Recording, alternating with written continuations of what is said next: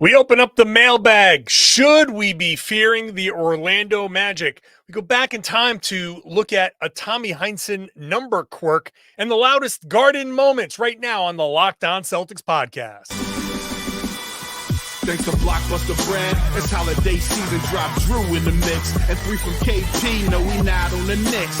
Flushing competition like Al on Giannis. Juice and Big Juice, still Beantown's finest. Banner 18 going up in the rafters. Watch the C's game in locked on after. Karalis on the breakdown. Clutch like a tip from D. White on the breakdown. John on the mic documenting domination. Matter pen a back bay, it's all C's nation. Rain and J's, how it started, raising business, how we finish. Locked on Celtics pod, home of the winners. Peace. Hey there, welcome back to the Locked On Celtics podcast. Right here on the Locked On Podcast Network. It's your team every day, and I got you covered every day. Starting next week, we're back to 5 days a week. So my next podcast will be the Friday show, and then after that, it's Monday through Friday through the rest of the season, plus bonus podcasts when the Celtics play on weekends. So sometimes it'll be 6, sometimes it'll be 7 podcasts a week. Whatever it is, I will be here. So subscribe wherever you get your podcast. Watch the show on YouTube. I'm John Karalis. I've been covering the Celtics team for about 20 years now. I've written a couple of books, including Built Different, a new commemorative book celebrating the Celtics' 18th championship. Today's show brought to you by Game Time. Download the Game Time app, create an account. Use the code LOCKEDONNBA for $20 off your first purchase. Terms apply. Download Game Time today. What time is it? It's game time. By the way, I cover the Celtics for Boston Sports Journal. Read my stuff there. I didn't think I mentioned that. Working on tightening up the intro. So getting into this new season, getting a little bit of a new phrasing, new feel to the season. You know, every season we change it up a little bit. Try to keep it fresh. But the mailbag is the same. JohnKaralis.com/mailbag. JohnKaralis.com/mailbag to submit your questions, which a lot of people have done, including Andrew, who says, I'm seeing Paolo Banchero right behind Wemby in lists of best young players. How worried should the Celtics be of Orlando? I think the Celtics should have a healthy fear of the Orlando Magic. I think the Celtics should have a healthy fear of everybody because that's how you win. You should make sure that you respect your opponents. And one thing you learn if you're ever training for any sort of martial arts, any sort of fighting, the moment you don't respect your opponents is the moment you get knocked out. But as Joe Mazzulla likes to put it, you don't show them too much respect because you want to at least, you don't want to give them too much deference. So there's a healthy fear that they should have of everybody, but in particular, Orlando. Banchero is a good young player. He's kind of lost in a lot of these young player discussions. Everybody wants to talk. Obviously, Wemby is a big discussion point. Anthony Edwards has stepped up. SGA has stepped up. Banchero has kind of quietly been really good for the Orlando Magic. And Orlando's just tucked away and doing their thing. They were tough. They faded last year. I think they're a tough team. They're a very physical team. They've generally played the Celtics well. I would say a nice, healthy fear of the Orlando Magic is warranted. I don't think that they're top 4 in the East. I still have New York and Philly in the top 3. Milwaukee there potentially knocking one of those teams out in the top 3. Like, I think people are sleeping on Milwaukee, by the way. Side note, I know they had a rough year last year. I know it didn't go well. Giannis was hurt. And there are questions about Chris Middleton. I know this is not a Milwaukee Bucks question, but just want to say I'm not out on the Milwaukee Bucks yet. So I still have them with New York and Philly in the top 4 with Boston. So it's Boston and some mix of those next 3. I think Orlando is in that some mix of the next group, and it may well just be Orlando and Indy. That's my top 6, 7, 8, 9, 10. You're looking at Miami and Cleveland. Cleveland's in that mix too. Cleveland, Orlando, Indiana are that next group, with Cleveland trying to knock their way into maybe 4 and make it 4, 5, 6, or you know what I'm saying? So I knew I was forgetting one team. Either way, Orlando's in that middle mix, which means could be a second round opponent for the Celtics, and they're a big physical team. So yeah, and I think Banchero is being slept on. So yeah, he's he and the Magic are going to be tough. They just got a couple of players. Contavious Caldwell Pope will help them. If Franz Wagner can get back to being a good 3-point shooter or a decent 3-point shooter, then Orlando will be very tough.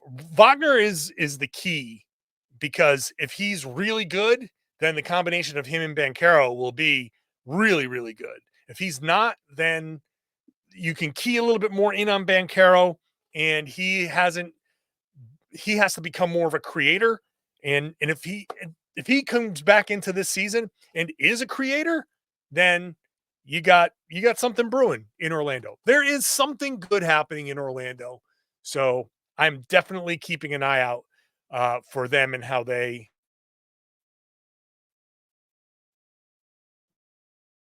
Caro.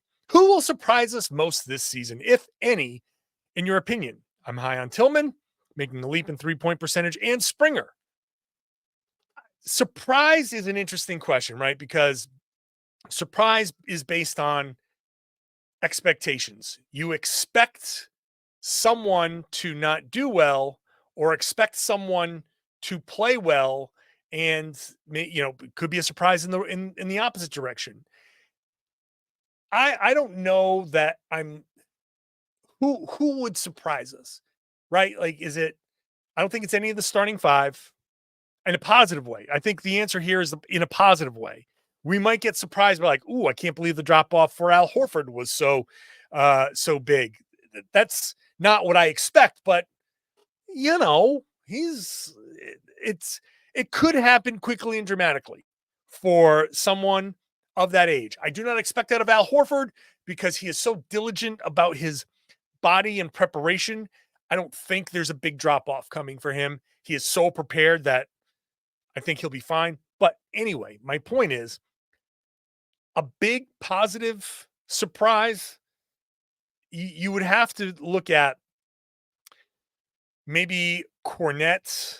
Maybe Luke Cornette is the best candidate, right? Maybe he comes back with a 3-point shot. Maybe he goes back to being a stretch big. He shoots with some confidence. Maybe he has some big production off the bench with Porzingis out for a couple of months. And you go, wow, I can't believe Luke Cornette has stepped up and become this kind of player. And that would be the type of candidate. But Tillman, Kada, those guys are all candidates because we don't expect much. So they would have to outperform their expectations. I expect good performances from Sam Hauser. So unless Sam Hauser becomes a 20-point a game scorer, which he will not, I don't think so. He's not going to be surprising. I think we know what we can expect from him. Even if he outperforms that, it'll be like, wow, that was a pretty good performance, pretty good season, not like shockingly surprising season. Same thing with Peyton Pritchard. Jaden Springer has an opportunity, although I am expecting Springer to potentially make a jump. So, but if we're looking at candidates, I'm going to just say it's Cornette because we expect certain things and he has the potential to maybe vastly outperform expectations, but that's also mostly because the expectations are not super high. So that's my answer. Up next, ring night. Who will be there? Questions about this podcast and Joe Mazzulla and Kyrie Irving. We'll do all of that in just a second. Today's show is brought to you by Game Time. It's the place to go when you want to get tickets for something, last minute tickets, especially. Game Time is the best when it comes to customer service. So things like the lowest price guarantee. If you find the same tickets somewhere else in the same section and row, you'll get 110% of the difference credited to you. So you can shop with peace of mind. It's covered with the most flexible customer service policy in the ticketing industry. And You can get things like seat views. You click on a seat, you say, okay, maybe it's at a venue you've never been to. You can see what the seat view is. And it's not just for sports, it's for concerts, comedy, theater. So maybe you want to take your significant other to a show that's in town, and maybe it's at a theater you've never been to. That seat view will come in handy. And their game time picks are it's curated, so it makes it easier to save more on sports, concerts, comedy, theater, all of that stuff. Toggle the all-in pricing, and you'll see the final price when you get to your checkout. No surprise fees. Nothing. All that is up front.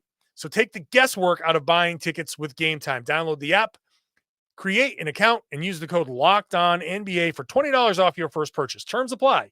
So create the account, download the app, and use the code LOCKEDONNBA. I know what the code is. LOCKEDONNBA, LOCKED. You get 20% off your first purchase. Download Game Time today. What time is it? It's game time. Thank you for making Locked On Celtics your first listen every day. Go check out Locked On NBA. Make that your second listen. I've already recorded the show with Jake Madison. We talk about my interview with Joe Mazzulla. That's on the show. We talk about the Denver Nuggets giving Jamal Murray the big extension. And we talk about Trae Young saying he would be the best player ever if he was 6'8". We play our game of real or fake on that comment. So check out the Locked On NBA podcast. Let's get back to your questions, which again can be submitted at johnkaralis.com/mailbag. Kevin from LA used it and said, will Lamar Stevens and Delano Banton get their rings on ring night in front of a sellout TD Garden?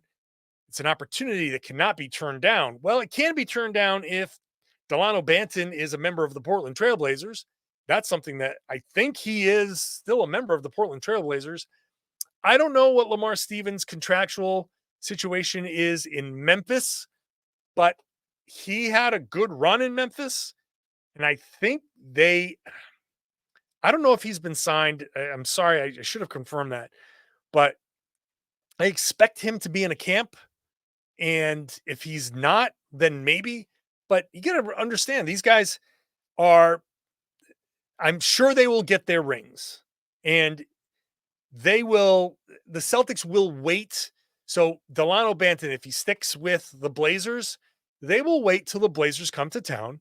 And when they come to town, Banton will get a pregame recognition, nice little video thing, and he'll get his ring, and he will get a nice separate round of applause. I think that's a very nice thing to do. Same thing for Lamar Stevens. So anybody that's not on a team, sure, I'm sure they will be invited to get their rings and be part of the celebration.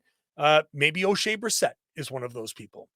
But I would expect Lamar Stevens, Delano Banton to not be available. And I would hope that O'Shea Brissett is not available.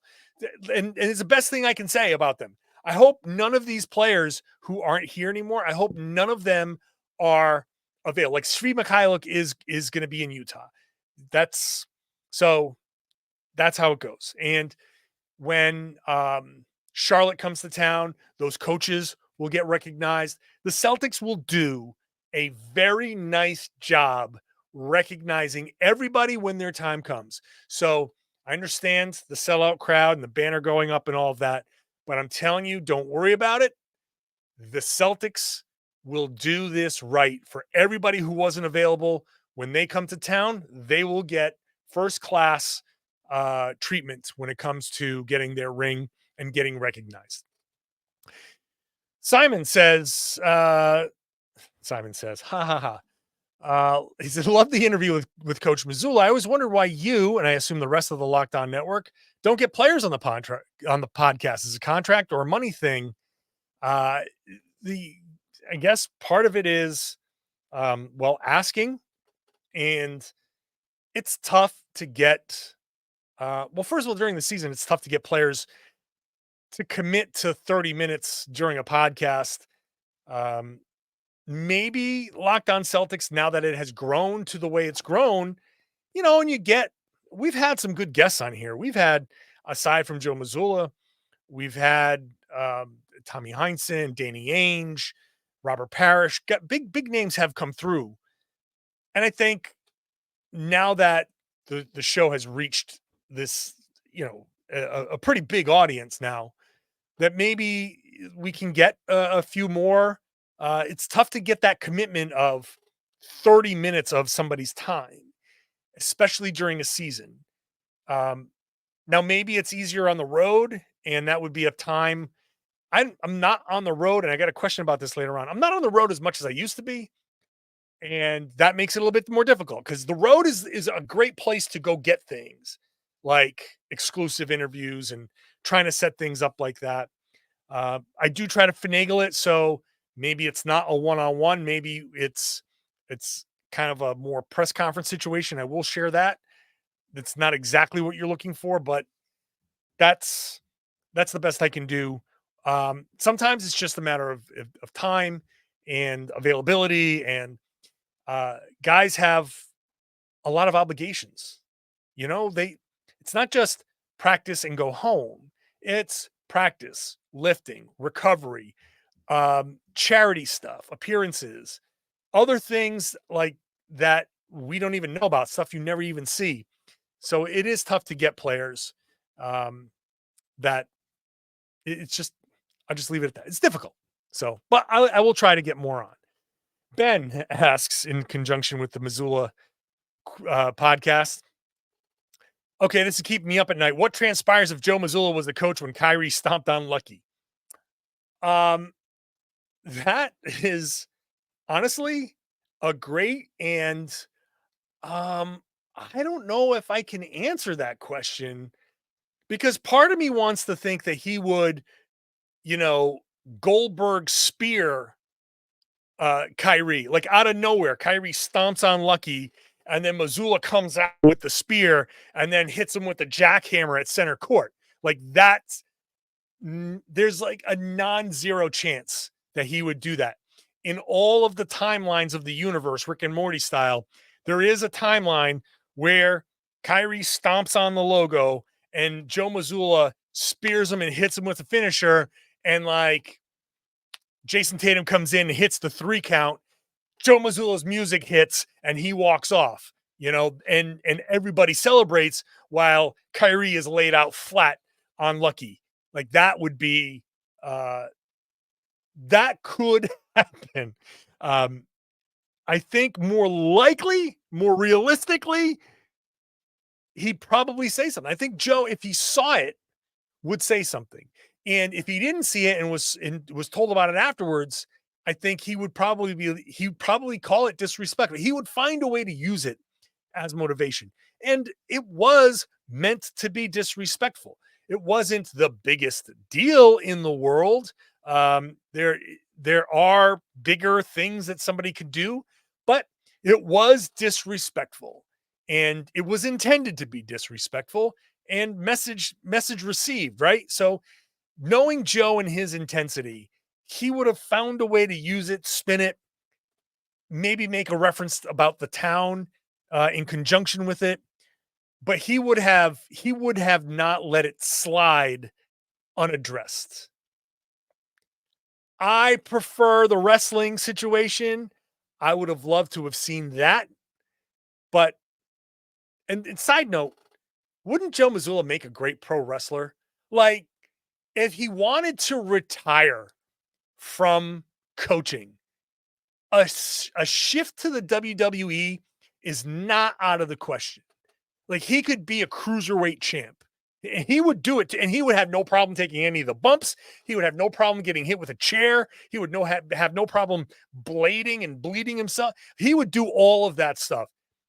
Maybe the next time WWE comes to town, they've got to get Joe. Oh my God, I am brainstorming in real time here. Yes, the next time WWE comes to town, they've got to use Joe Mazzulla. He's got to hit somebody with a chair. Somebody make that happen. Somebody at WWE make the call, get Joe Mazzulla on the phone, and either let him take a chair shot or give a chair shot, or hell, both. Because I bet you he would be down for that. Joe Mazzulla would take his chair shot in the ring totally. Absolutely. I 100% believe that. He might do it to himself in the garage just on his own. All right, let's get back to the mailbag when we come back. Tommy Heinsohn notably wore number 15. His number is hanging in the rafters, except for when he wore number 20. What's up with that? And the loudest garden moments. It's all coming up next. Today's show is brought to you by eBay Motors. Passion, drive, and patience. We know that's a winning formula here in Boston, but it's also the formula that keeps your ride or die alive. eBay Motors has everything you need to maintain your vehicle and level it up to peak performance. So whether you're looking for something like a supercharger, a roof rack, exhaust kit, LED headlights, more, no matter what you're into, speed, power, style, eBay Motors has you covered.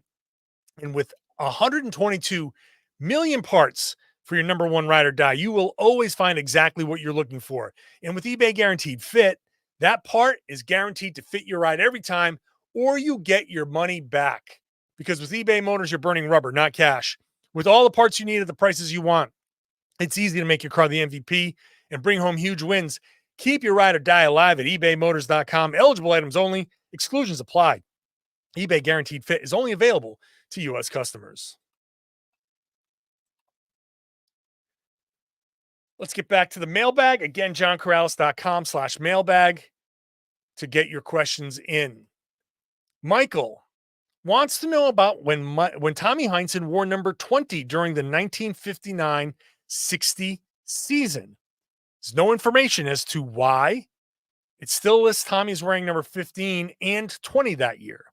So, Michael wants to know the situation. He's been looking for it, wants me to track it down. I have not gotten full confirmation, right? I just went through the mailbag. I want to address this and give my theory. I could poke around. I know a couple people that might know the answer, but here's my guess. So, as Michael notes, the number 20 was worn by Gene Guarilia that season. Now, back in that time, NBA rosters were limited to 10. Gene was one of the Boston Celtics, but not always one of the Boston Celtics. He was occasionally put on what they had back then as known as a farm out list, which allowed NBA teams to basically allow their players, instead of cutting them and re-signing them, they put them on a farm out list. That player would play in like the Eastern League, and then when they needed him, they'd call him back. It's almost like an assignment to the G League. So Gene wore number 20, but there was a stretch here where he was not with the team. Now, when I looked on Basketball Reference, which lists all of the numbers a player wears, if you go on basketballreference.com, you'll see on a player, if he's been with multiple teams, there's a jersey with a number and the different color jerseys and all of that stuff. So if you hover over Tommy, it says Boston Celtics, the number 15. If you hover over the number 15, it says Boston Celtics 1957 to 1965.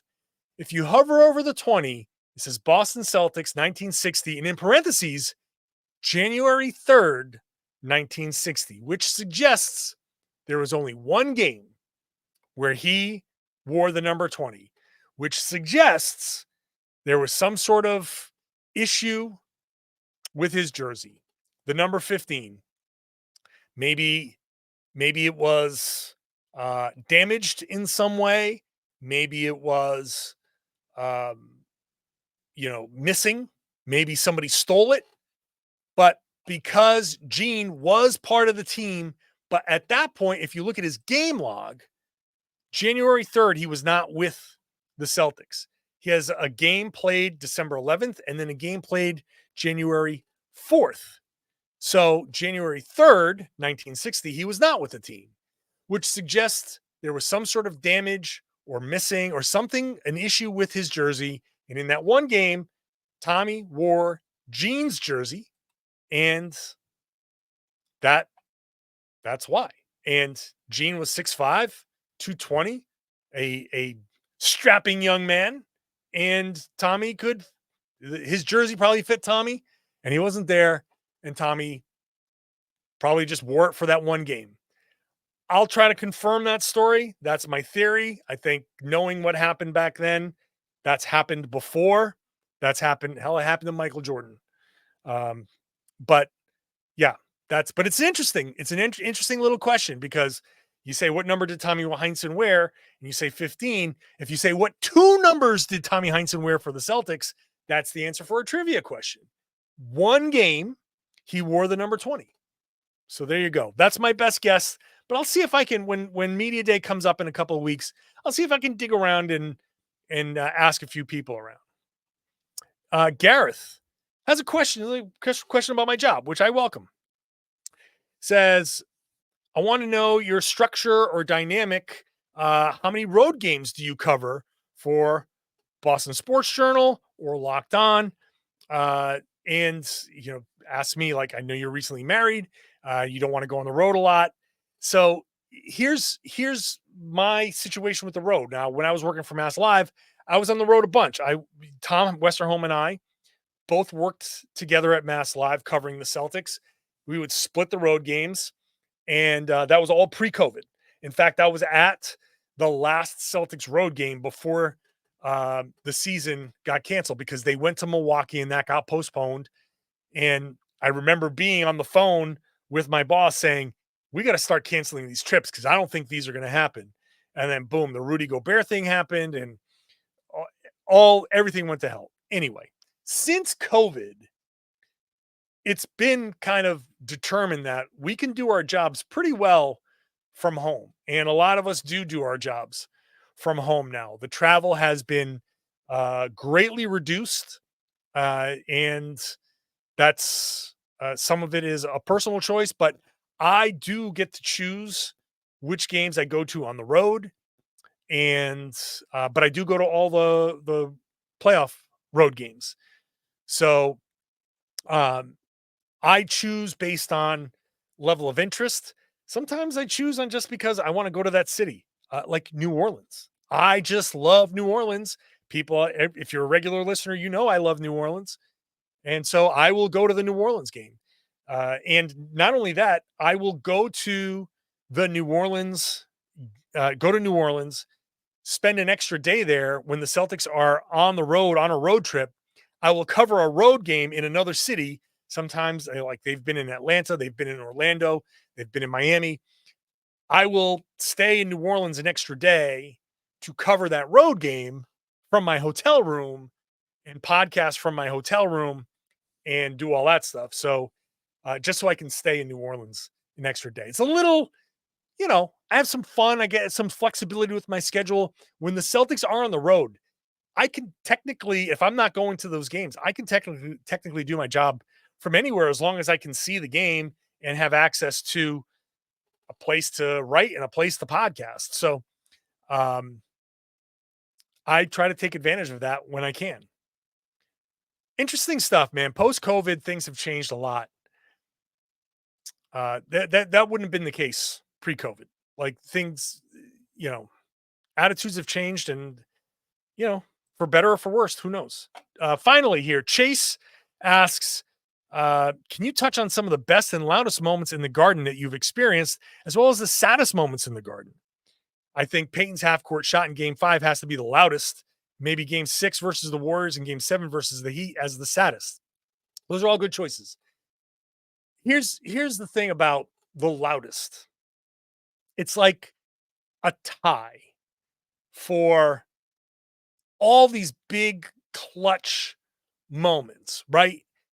Because it's 19,000 people or so. And yeah, the Peyton half-court shot, oh my God, the whole place, roof comes off. But any kind of run and early, there have been first quarters against Golden State where they're on such a run and the whole place is going nuts. And it's hard to imagine in some of these moments when you've got all these people on their feet, it's loud. somebody hits a three, the other team calls a timeout, the place goes nuts. That's as loud as it possibly can get.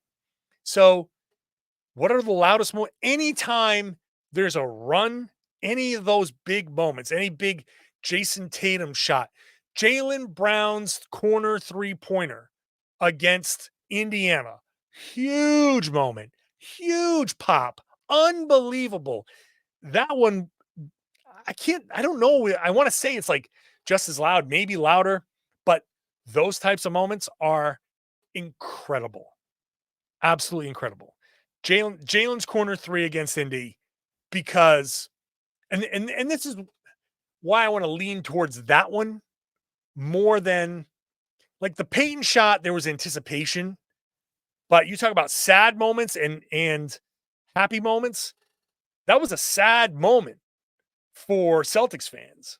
And all of a sudden it became the happiest moment because they were like, "Oh my god, we're going to lose this game to Indy, and it's another home loss." Like, how many of these we're going to go through?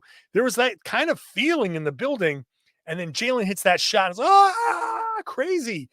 That type of stuff. Yeah. So any of those you can think of. Here's the thing about sad moments. The Garden is great, partly because very often in those like that sad moment, it's the crowd starts to try to pick the team up. There are often let's go Celtics chants in those moments. There are often people who are like, once you realize like, oh man, this is over. There's an acknowledgement to the team from the crowd that's whether it's the chant or the applause. It's like, all right, man, we were all with you. We didn't like how it went, but we're still with you. And that's what makes the Garden so special.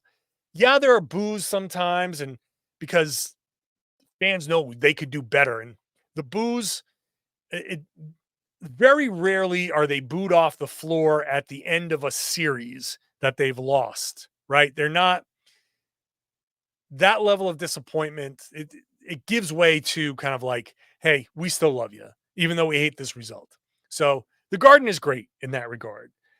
I will also say that it's kind of hard for me to judge now the super, super sad moments because I've removed a lot of the emotion just because of my job. Like I can't get caught up in that emotion. Like a lot of times, okay, with the Pritchard shot, I just remember looking at I had Brian Robb to my right and Jared Weiss to my left. I'm like, how does he keep doing this? How does he keep doing it? Like that was kind of like a moment where you kind of have to submit to the like wow factor of it. But happy and sad, I don't get happy and sad anymore because I got a job to do. My job isn't to be happy or sad and celebrate. I can't help but be like, oh my God, what a play and the amazing plays. But when things are at their saddest, I'm not feeling the sadness. I'm looking around to see who is on the floor. I'm looking to see what the player reactions are. That's when I have to be my most focused. So when people are their happiest, I'm like, okay, what just happened? Who's reacting how? What did Jayson do? What's Mazzulla doing?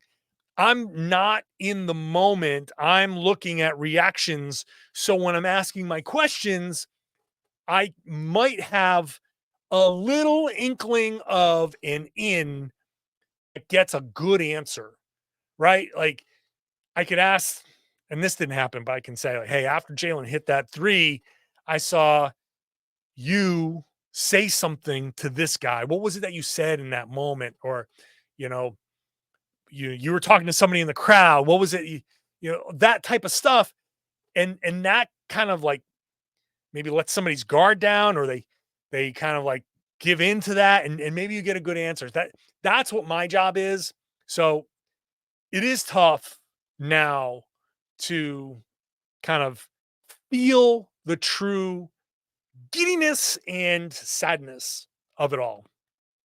I can tell when it's happening, but That's just what my job requires now. Thank you so much for the questions. JohnKaralis.com/mailbag. Again, next podcast is Friday. And then next week, Monday through Friday, we're back. We're back to the daily grind. Podcast 5 days a week, 6 days a week, 7 days a week, depending on if they play every game. Post-game podcast. Excuse me. Got the hiccups all of a sudden. Post-game podcasts after every game this season. So make sure you're subscribed. If you're new to the show, thank you so much. Really appreciate you giving the show a try. I hope you love it. If you're a regular, if you're one of my everydayers, thank you so much. I love you. I love the fact that you're listening. I love the fact that you're watching. Now, I would love it if you shared the podcast and told everybody they should be listening to and watching the Locked On Celtics podcast. Here on the Locked On Podcast Network, it's your team every day.